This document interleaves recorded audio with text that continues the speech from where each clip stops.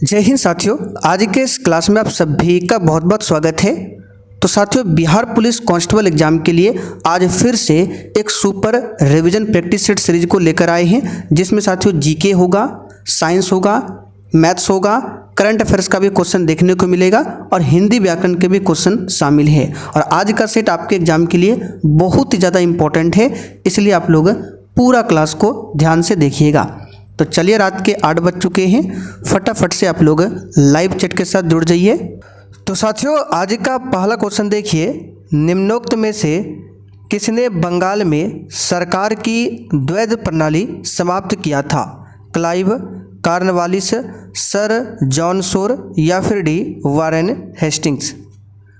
चलिए, question number 1 के लिए आप लोग आंसर बताइए। निम्न में से किसने बंगाल में सरकार की द्वैध प्रणाली समाप्त किया था? तो यहाँ पर इसका सही जवाब है वारेन हेस्टिंग्स ने। डी वाला ऑप्शन आपका सही जवाब है, वारेन हेस्टिंग्स ने। वारेन हेस्टिंग्स की बात करें तो बंगाल के प्रथम गवर्नर जनरल थे वारेन हेस्टिंग्स। पूछा जाता है, अच्छा, बंगाल में द्वैध शासन समाप्त कब किया गया? तो याद रखिएगा 1772 में बंगाल में द्वैध शासन 1772 में समाप्त कर दिया गया था। बंगाल में जो द्वैध शासन है ये 1765 में लागू हुआ था और 1772 तक ये चला था। इस बात को ध्यान रखिएगा। चलिए आगे बढ़ते हैं। द्वैध शासन का मतलब क्या होता है? दोहरा शासन। क्या होता है? दोहरा शासन। दूसरा क्वेश्चन, लाल मिर्च के उत्पादन में कौन सा राज्य अग्रणी है? बिल्कुल सेलेक्टेड क्वेश्चन है, बताइए इसका आंसर क्या होगा? लाल मिर्च के उत्पादन में कौन सा राज्य अग्रणी है?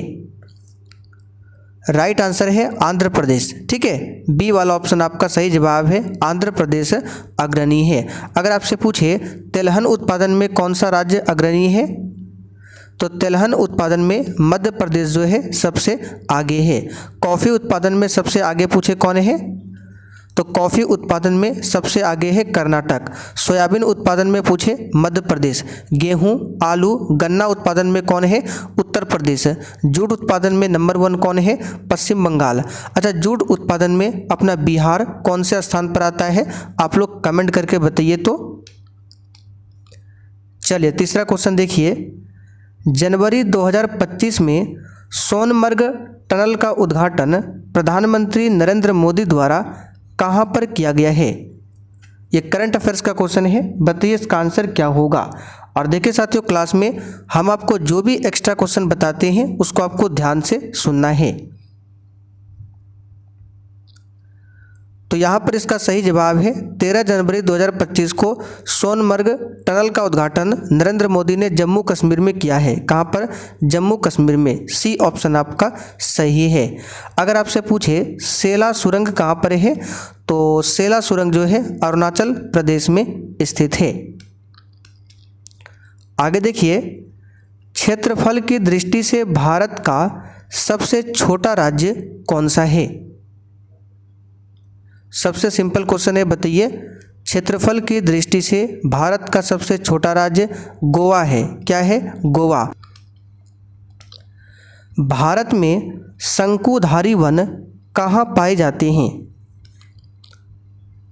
और जो भी साथी चैनल पर पहली बार आए हैं, आप लोग चैनल को जरूर सब्सक्राइब कर लीजिएगा, ताकि बिहार पुलिस से संबंधित आपसे एक भी क्लास छूटे ना। डिस्क्रिप्शन बॉक्स में टेलीग्राम का लिंक है, उसको जाकर ज्वाइन कर लीजिए, वहाँ पर आपको डेली क्लास का लिंक मिलेगा।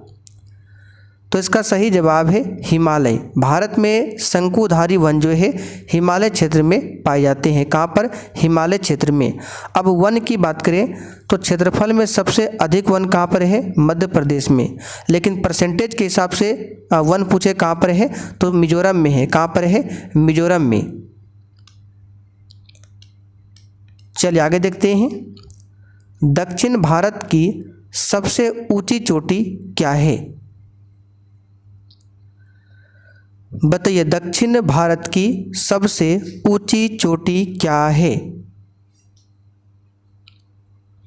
तो साथियों, दक्षिण भारत की सबसे ऊंची चोटी है अनाईमुड़ी।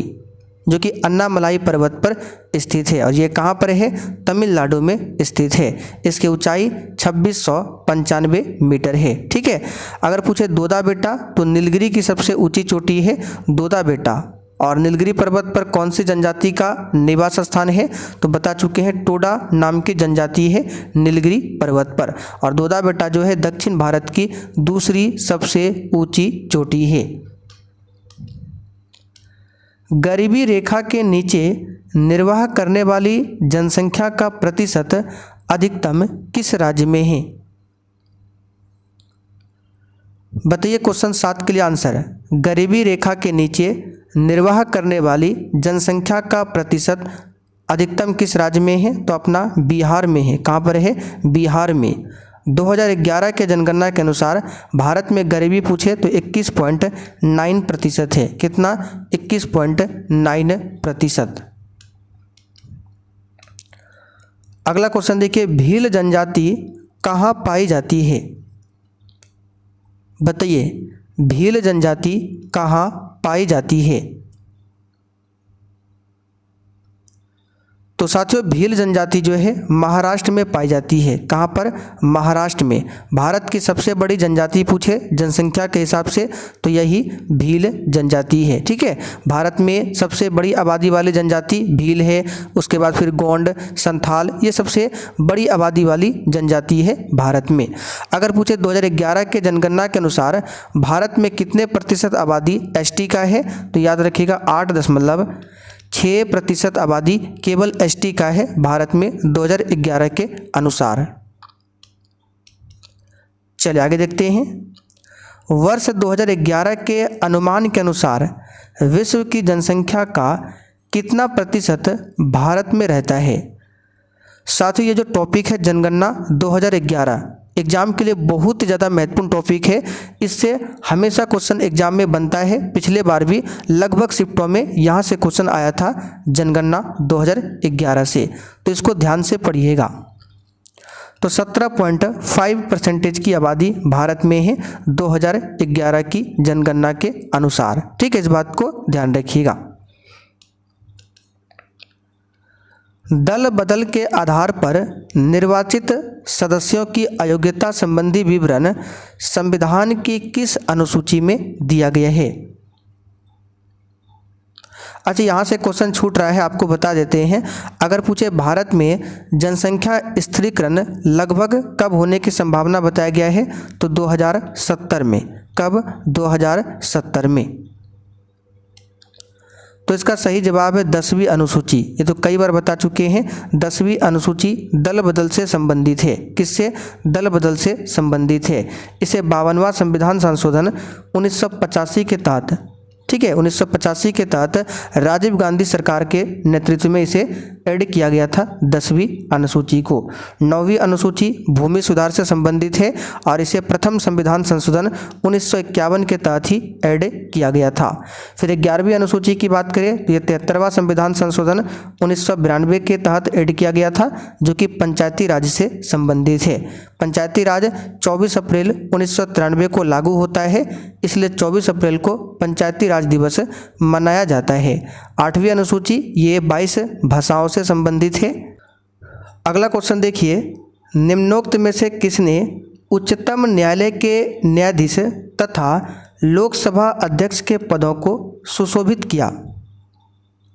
बताइए क्वेश्चन 11 के लिए आंसर क्या होगा? तो ऐसा व्यक्ति बताना है जिसने उच्चतम न्यायालय यानी सुप्रीम कोर्ट का न्यायाधीश और लोकसभा अध्यक्ष दोनों के रूप में कार्य किया है, तो ये है के.एस. हेगड़े। बी ऑप्शन यहाँ पर आपका सही जवाब है, के.एस. हेगड़े। एम हिदायतुल्लाह की बात करें तो एकमात्र भारत के व्यक्ति है जो कार्यवाहक राष्ट्रपति, उपराष्ट्रपति और मुख्य न्यायाधीश भी रहे हैं। इस बात को ध्यान रखिएगा। और डॉक्टर वी.वी. गिरी की बात करें तो डॉक्टर वी.वी. गिरी और जाकिर हुसैन, इसकी मृत्यु होने पर राष्ट्रपति से कार्यवाहक राष्ट्रपति पद पर हुआ था। पी.एन. भगवती के बारे में भी बता चुके हैं। भारत में जनहित याचिका का जनक माना जाता है पी.एन. भगवती को। अगला क्वेश्चन देखिए, लोकसभा के निर्वाचन क्षेत्रों का सीमा निर्धारण तीसरी बार निम्नलिखित में से किस ईस्वी सन में किया गया था? चलिए क्वेश्चन नंबर 12 के लिए आप लोग आंसर बताइए। लोकसभा के निर्वाचन क्षेत्रों का सीमा निर्धारण तीसरी बार निम्नलिखित में से किस ईस्वी सन में किया गया था? तो यहाँ पर इसका सही जवाब है 1973 में। कब किया गया था? 1973 में। अच्छा, अगर आपसे पूछे प्रथम परिसीमन आयोग कब बना था? तो 1952 में। ठीक है, प्रथम वाला बना था 1952 में, दूसरा वाला बना था 1962 में और तीसरा वाला जो है 1973 में। अगला क्वेश्चन, निम्नलिखित में से किस वर्ष सिक्किम को राज्य का दर्जा दिया गया था? बताइए, क्वेश्चन 13 के लिए आंसर क्या होगा? निम्न में से किस वर्ष सिक्किम को राज्य का दर्जा दिया गया था? तो ये क्वेश्चन कई बार आपको बता चुके हैं, 1975 में दिया गया था। ठीक है, संविधान में एक संशोधन हुआ था, 36वां संशोधन। तो 36वां संशोधन 1975 के द्वारा सिक्किम को भारत का 22वां पूर्ण राज्य घोषित किया गया था। कौन सा? 22वां पूर्ण राज्य। सिक्किम जो है ये जनसंख्या की दृष्टि से सबसे छोटा राज्य है। और बड़ी इलायची जो आपने नाम सुना होगा, बड़ी इलायची सबसे अधिक कहाँ होती है? तो सिक्किम में ही होती है सबसे बड़ी इलायची। और फूलों की जो सर्वाधिक विविधता है वो आपको सिक्किम में ही देखने को मिलेगा। राज्यसभा के लिए सदस्यों को नामित करने का अधिकार निम्नलिखित में से किसको है? तो सिंपल सा क्वेश्चन है, राष्ट्रपति को है। राष्ट्रपति जो है 12 सदस्यों को राज्यसभा के लिए मनोनीत करता है। किस किस क्षेत्र से? तो विज्ञान, कला, साहित्य और समाज सेवा के क्षेत्र से। अगला क्वेश्चन, संविधान के अनुसार प्रांत की समस्त कार्यपालिका शक्तियां किस में निहित है? बताइए, संविधान के अनुसार जो प्रांत की समस्त कार्यपालिका शक्तियां हैं वो किस में निहित है? तो इसका सही जवाब क्या हो जाएगा? तो इस क्वेश्चन का आंसर है राज्यपाल। प्रांत मतलब यहाँ पे राज्य होता है, इसका सही जवाब है राज्यपाल। राज्यपाल जो है कार्यपालिका के प्रधान राज्यपाल होते हैं, ये आर्टिकल 154 में बताया गया है। राज्यपाल को प्रति माह कितने रुपये की मासिक वेतन मिलता है? तो 3.5 लाख। कितना? 3,50,000। राज्यपाल की नियुक्ति कौन करता है? राष्ट्रपति करता है। कौन करता है? राष्ट्रपति। विधायिका के क्षेत्र में राज्यपाल को क्या संवैधानिक शक्तियां प्राप्त है? बहुत ही शानदार क्वेश्चन है। बताइए इसका आंसर क्या होगा? विधायिका के क्षेत्र में राज्यपाल को क्या संवैधानिक शक्तियां प्राप्त है? तो देखिए, राज्यपाल जो है राज्य विधानमंडल का एक अंग है, ये बिल्कुल सही है।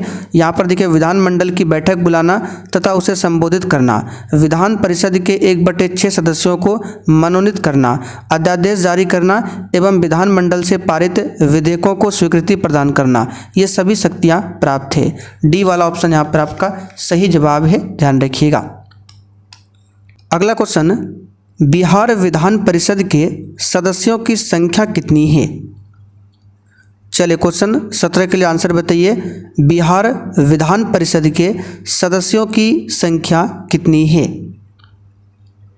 तो इसका सही जवाब है 75। कितना है? 75। वही विधानसभा सदस्यों की संख्या पूछे बिहार में तो 243 है।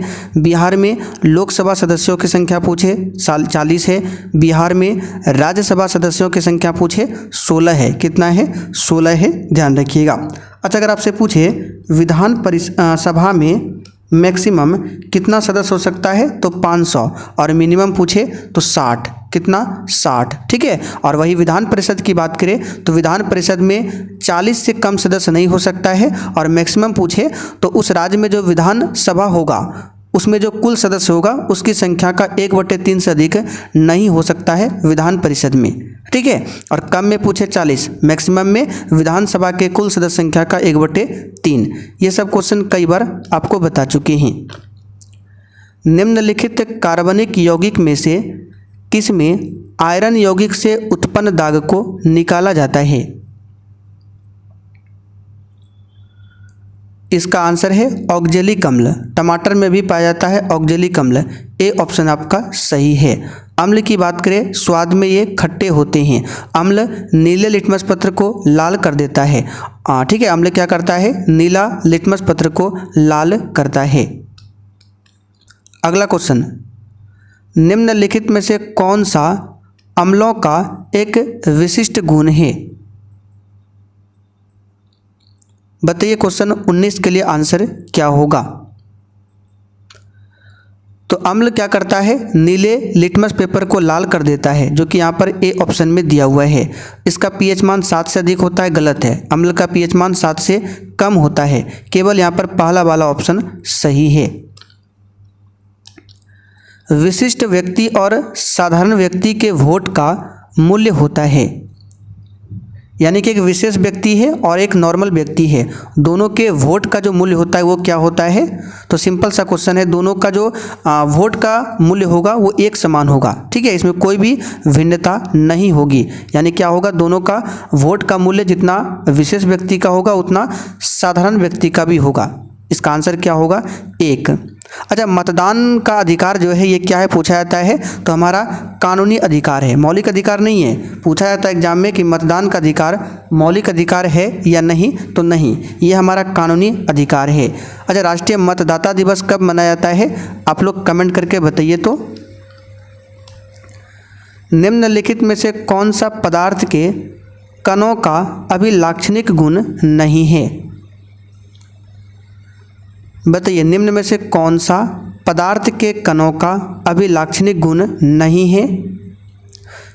तो ये निरंतर गतिशील होते हैं, ये गुण है। इनके बीच रिक्त स्थान होता है, ये भी सही है। ये आकार में बहुत बड़े होते हैं, ये गलत है। पदार्थ के कण का अभिलाक्षणिक गुण नहीं है कि आकार में बड़े होते हैं। ठीक है, सी वाला ऑप्शन आपका राइट आंसर है। निम्नलिखित में से कौन सा रोग लेशमानिया के कारण होता है? इसका सही जवाब है कालाजार रोग। ये किसके कारण होता है? लेशमानिया नामक परजीवी के कारण होता है।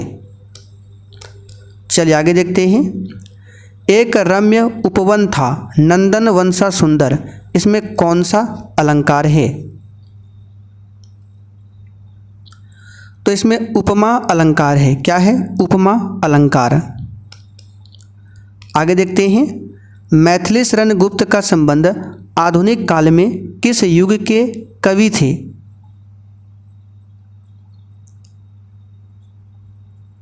तो मैथिली शरण गुप्त का संबंध आधुनिक काल में द्विवेदी युग के कवि थे। द्विवेदी युग के कवि, द्विवेदी युग के कवि और कौन कौन थे? महावरी प्रसाद द्विवेदी थे, श्रीधर पाठक, अयोध्या सिंह उपाध्याय, हरिऔंध, मैथिली शरण गुप्त, ये सभी द्विवेदी युग के कवि थे। भक्ति काल की कवित्री पूछा जाता है कौन? मीराबाई। 31 जनवरी 2025 में भारतीय रेलवे की सभी एप्लीकेशंस को एक ही मंच प्रदान करने के लिए कौन सा सुपर ऐप लॉन्च किया गया है? सीधा एग्जाम में छपेगा, बताइए इसका आंसर। तो ये किया गया है स्वरेल। ठीक है, SWA रेल, स्वरेल ऐप को लॉन्च किया गया है। ए ऑप्शन यहाँ पर आपका राइट है। अमर्त्य सेन को उनके किस विषय क्षेत्र में योगदान हेतु नोबेल पुरस्कार प्रदान किया गया था? बताइए क्वेश्चन 26 के लिए आंसर। तो अमर्त्य सेन को उनके किस विषय क्षेत्र में योगदान हेतु नोबेल पुरस्कार दिया गया था? इसका सही जवाब है कल्याणकारी अर्थशास्त्र के क्षेत्र में। कब दिया गया था? तो 1998 में दिया गया था। कब? 1998 में। ठीक है, यहाँ पर सी ऑप्शन आपका राइट आंसर है। अच्छा, अमर्त्य सेन को भारत रत्न से कब सम्मानित किया गया था? तो 1999 में। मरणोपरांत भारत रत्न से सम्मानित किया गया था अमर्त्य सेन को, मरणोपरांत। ठीक है, भारत का सर्वोच्च नागरिक सम्मान है भारत रत्न। आगे देखिए।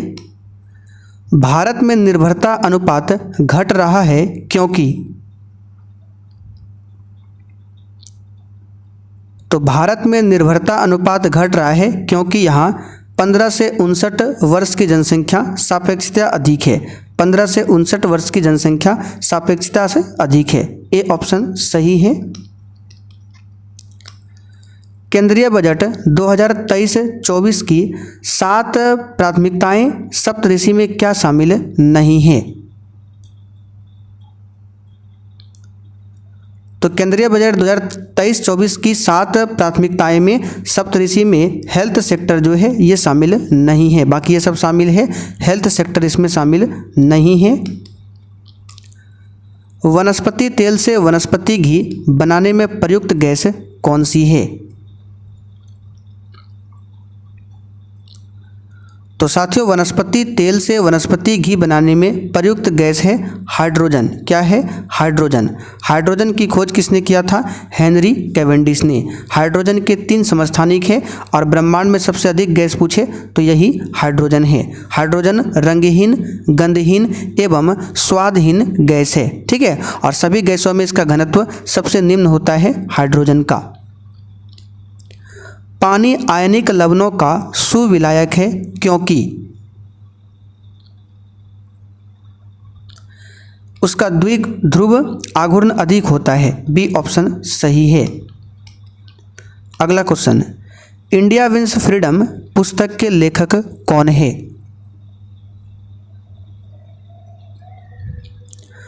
तो साथियों, इंडिया विंस फ्रीडम के लेखक है मौलाना अबुल कलाम आज़ाद। ठीक है, मौलाना अबुल कलाम आज़ाद। यहाँ से क्वेश्चन बनता है, मौलाना अबुल कलाम आज़ाद के जन्म दिवस पर 11 नवंबर को क्या मनाया जाता है?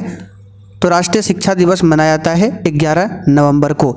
14 नवंबर को पूछे तो बाल दिवस मनाया जाता है और इसी दिन विश्व मधुमेह दिवस भी मनाया जाता है 14 नवंबर को। ठीक है, इस बात को ध्यान रखिएगा। एक क्वेश्चन आपसे पूछते हैं, बताइए देश में प्रथम शिक्षा नीति कब लागू किया गया? याद रखिएगा 1968 में। तो प्रथम शिक्षा नीति 1968। दूसरा शिक्षा नीति पूछे तो राजीव गांधी के कार्यकाल में आया था 1986 में, और नई शिक्षा नीति 2020 में लाई गई है। ठीक है, नई शिक्षा नीति 2020 में लाई गई है। इसका आंसर होगा बी ऑप्शन, मौलाना अबुल कलाम आज़ाद। आगे देखते हैं, केंद्रीय मात्स्यिकी शिक्षा संस्थान बताइए कहाँ स्थित है? तो ये मुंबई महाराष्ट्र में स्थित है। कहाँ पर? मुंबई महाराष्ट्र में उपस्थित है केंद्रीय मात्स्यिकी शिक्षा संस्थान। अच्छा, मत्स्य पालन क्या कहलाता है? तो मत्स्य पालन कहलाता है पीसी कल्चर। क्या कहलाता है? PC culture. एपी कल्चर किससे संबंधित है? मधुमक्खी पालन। गुलाबी क्रांति का संबंध पूछा जाता है, झींगा मछली उत्पादन से संबंधित है। अच्छा, राष्ट्रीय मात्स्यिकी विकास बोर्ड पूछे तो हैदराबाद में है राष्ट्रीय वाला, और केंद्रीय मात्स्यिकी शिक्षा संस्थान पूछे तो महाराष्ट्र मुंबई। हाल ही में तुहित कांता पांडे को किस संस्था का नया अध्यक्ष नियुक्त किया गया है? इसका सही जवाब है सेबी। ठीक है, ध्यान रखिएगा। तुहित कांता पांडे ने माधवीपुरी बुच का स्थान लिया है। भारत के तुहित कांता पांडे को भारतीय प्रतिभूति और विनिमय बोर्ड, जिसको शॉर्ट में सेबी बोला जाता है, इसका 11वां अध्यक्ष नियुक्त किया गया है। इस बात को ध्यान रखिएगा। सेबी का मुख्यालय पूछे तो मुंबई में है। कहाँ पर है? मुंबई में। अच्छा, सेबी की पहली महिला अध्यक्ष कौन बनी थी? तो माधवीपुरी बुच, जिनके स्थान पर अभी कौन आया है? तुहित कांता पांडे। युआन किस देश की राष्ट्रीय मुद्रा है? बताइए। तो युआन जो है ये चीन का हो जाएगा, चीन का राष्ट्रीय मुद्रा। लेकिन चीन का आधिकारिक मुद्रा पूछे रेमनबी है। ठीक है, जापान का क्या है? येन। रूस का मुद्रा क्या है? रूबल। क्या है? रूबल। जॉर्जिया की मुद्रा का नाम क्या है? लारी। ठीक है, और इटली की मुद्रा का नाम क्या है? आप लोग कमेंट करके बताइए। तो जगदीप धनखड़ भारत के कौन से राष्ट्रपति है? लगाइए क्वेश्चन आंसर। जगदीप धनखड़ भारत के कौन से राष्ट्रपति है? तो 14वें राष्ट्रपति है। भारत के प्रथम उपराष्ट्रपति कौन थे? सॉरी, यहाँ उपराष्ट्रपति है, 14वें उपराष्ट्रपति है। प्रथम उपराष्ट्रपति पूछे तो डॉक्टर सर्वपल्ली राधाकृष्णन। आर्टिकल 63 में उपराष्ट्रपति पद का उल्लेख है और उपराष्ट्रपति पद भारत में अमेरिका के संविधान से लिया गया है। अगला क्वेश्चन, बीमारियों और उनके जांच को सही रूप में दोनों स्तंभों से मिलान करें। X-ray, MRI, CT scan, bone density test, sputum test, ये सब मिलान करना है। तो सबसे पहले हम एक्सरे जानते हैं, हड्डियों के लिए, हड्डियों के फ्रैक्चर के लिए है। तो यहाँ पे 5 नंबर में दिया, यानी एक आपका हो जाएगा 5। फिर MRI ये आपका किससे हो जाएगा, तो ये मस्तिष्क और रीढ़ की हड्डी यानी कि बी का आपका देखिए 3 हो जाएगा। सीटी स्कैन तो आप सभी जानते हैं, अंग और ऊतकों का विस्तृत चित्र लेने के लिए है सीटी स्कैन, जो कि 4 में दिया है, तो सी का 4। बोन डेंसिटी टेस्ट ये अस्थि घनत्व के लिए है, अस्थि घनत्व, यहाँ पे देखिए 1 नंबर में अस्थि घनत्व दिया है, यानी डी का आपका क्या हो जाएगा 1। और स्पुटम टेस्ट हो जाएगा फेफड़ों के रोग के लिए, जो कि 2 नंबर में दिया है, तो ई का हो जाएगा 2। तो अब मिला लीजिए, चलिए इसका ऑप्शन नहीं दिया है तो यहाँ पे देखिए इस तरह से इसका मिलान होगा, ठीक है। अगला क्वेश्चन, मानव नेत्र में निकट दृष्टि दोष की समस्या को निम्नलिखित में से किसका उपयोग करके ठीक किया जा सकता है। सिंपल सा क्वेश्चन है। निकट दृष्टि दोष यानी कि मायोपिया, इसमें कौन सा लेंस का उपयोग होता है, अवतल लेंस का, उचित क्षमता वाला अवतल लेंस। देखिए डी ऑप्शन में दिया हुआ है अवतल लेंस। एथलीट फुट बीमारी होती है, बताइए किससे।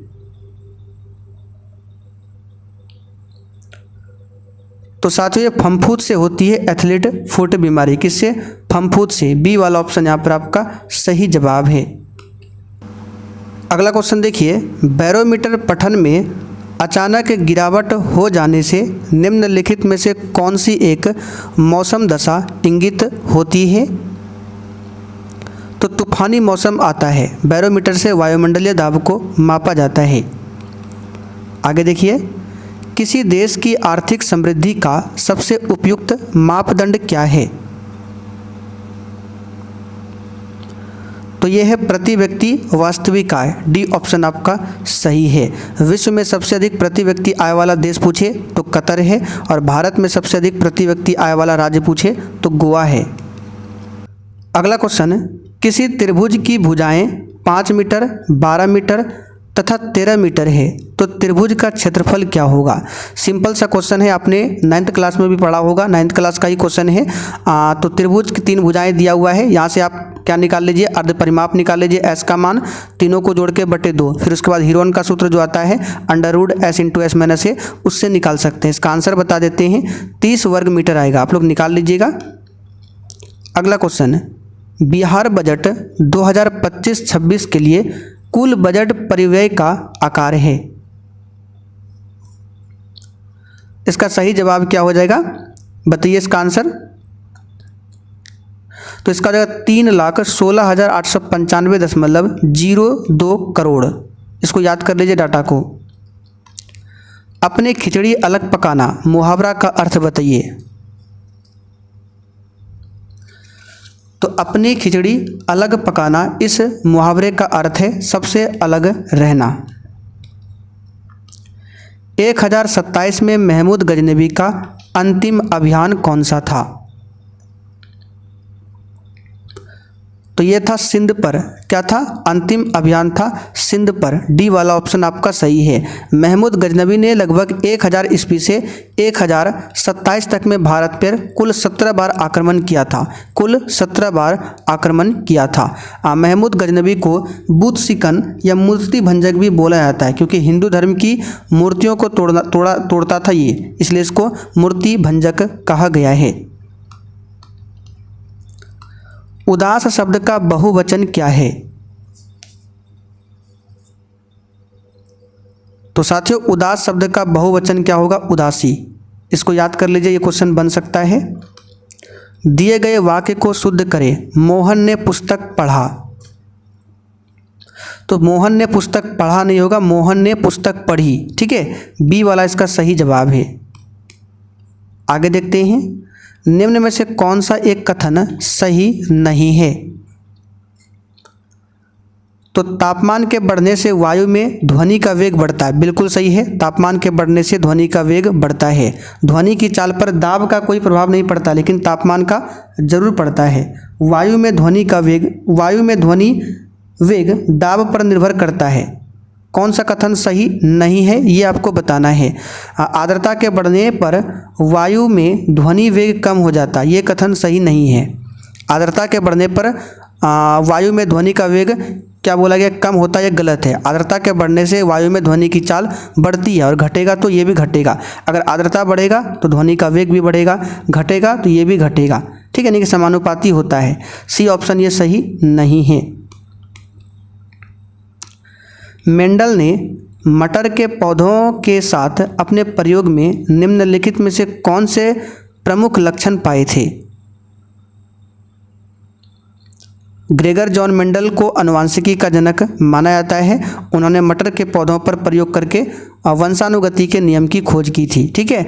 तो इन्होंने प्रमुख लक्षण पाए थे बौना पौधा और गोल बीज, इसको डायरेक्ट याद रखिए। बल की भौतिक अनिर्भरता का परिणाम क्या है? तो बल की भौतिक अनिर्भरता परिणाम है गति के प्रथम नियम का। न्यूटन के गति का प्रथम नियम से जड़त्व की परिभाषा, बल की परिभाषा मिलती है, और न्यूटन का जो गति का दूसरा नियम है उससे बल का व्यंजक प्राप्त होता है। फिर न्यूटन का जो तीसरा नियम है संवेग संरक्षण का सिद्धांत देता है। आखिरी क्वेश्चन, यदि सरल लोलक को चंद्रमा पर ले जाएं तो इसके कंपनों की आवृत्ति क्या होगी? इसका आंसर है घटेगी। सी वाला ऑप्शन आपका राइट आंसर है। आवर्तकाल के मान के बढ़ने पर आवृत्ति घटती है, सी ऑप्शन सही है, घटेगी। तो साथियों आज का सेट यहीं पर कंप्लीट करते हैं। अब आप लोग कमेंट करके बताइए आपने आज कितने क्वेश्चन सही किए हैं।